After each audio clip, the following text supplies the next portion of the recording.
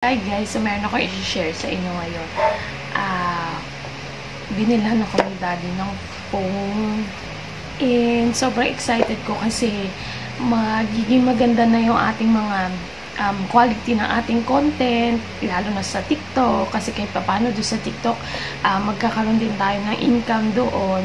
So gusto ko maganda yung ating quality ng video natin doon. So, ayan guys, binilhan na tayo ni Daddy Chris ng phone.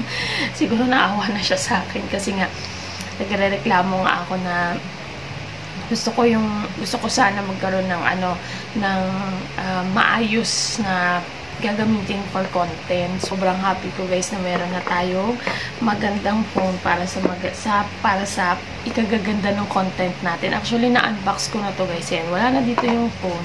Kasi, andito na siya. iPhone 11 Pro. Ayan siya, guys. Ayan. Kulay gold. Kasi, alam nyo naman, gold.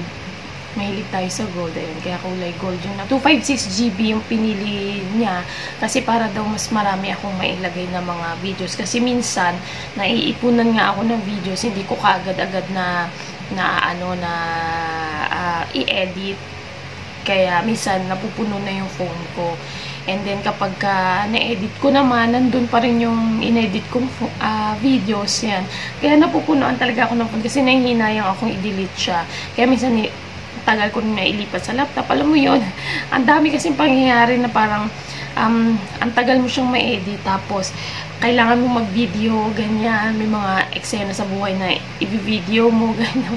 So, ayan, binigyan niya na ako, inano niya na ako ng mas mataas na gigabytes para mas marami tayong ayan lang, na-share ko lang sa inyo guys, not to brag, pero gusto ko lang i-share kasi kasama rin naman kayo sa journey ng buhay namin na kapag may mga kami, pinapangisan ako kasi init-init talaga, ang init.